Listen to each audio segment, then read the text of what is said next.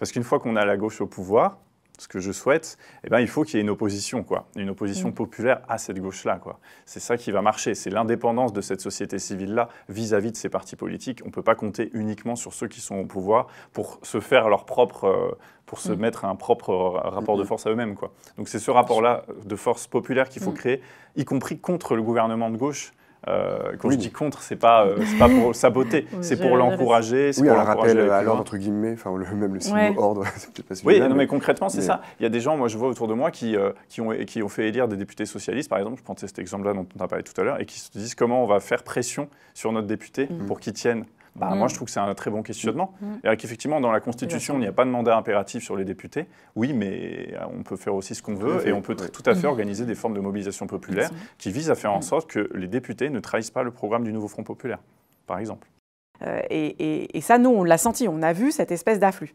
Et c'est là où je vais mettre de la nuance, c'est que tu dis indépendance, et bien sûr, il faudrait qu'il y ait indépendance, mais en fait, il va y avoir une très très forte porosité. Nous, c'est ce qu'on ressent, enfin nous, c'est ce qu'on a vu en tout cas à la France Insoumise, parce que c'est des choses qu'on a toujours théorisées, développées.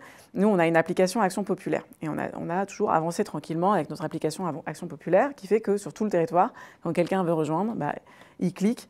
Et puis, soit au moins il reçoit des mails, mais éventuellement près de chez lui, il a un groupe local, etc.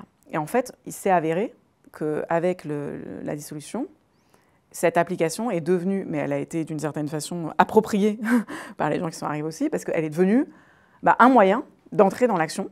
Et on s'est retrouvés, mais avec un nombre. Alors là, je vois si j'arrive, l'émission, si j'arrive à retrouver les chiffres, je te le refais avec les chiffres, mais voilà, avec des nombres hallucinants.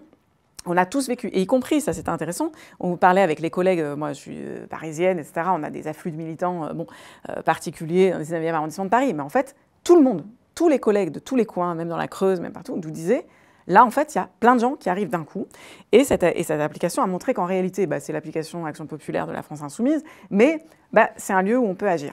Et en réalité, ce qui va se faire, c'est que tout le monde va se mélanger. Tu ne feras pas une assemblée sans les encartés, En réalité, tout le monde sera là. Et d'ailleurs, les encartés, chez nous, ça ne veut pas dire grand-chose. Et moi, je fais demain soir, j'ai invité à une réunion, et tout le monde sera là. J'ai les autres forces politiques qui me disaient, est-ce qu'on a le droit? Je dis, oui, c'est le nouveau Front populaire, venez. Mais le but, c'est quand même qu'on discute avec les gens qui sont arrivés, avec les nouvelles personnes, quelles sont leurs aspirations, qui sont-elles, à qui s'identifient-elles. Et il y en a peut-être qui vont se dire, moi, je veux vraiment m'engager dans la France Insoumise et construire mon propre groupe local de la France Insoumise. Mais il y en a sans doute qui se sentiront sympathisants et qui auront envie de pouvoir agir, continuer à agir pour le nouveau Front populaire. Et en tout cas, je pense qu'on doit travailler ces porosités-là.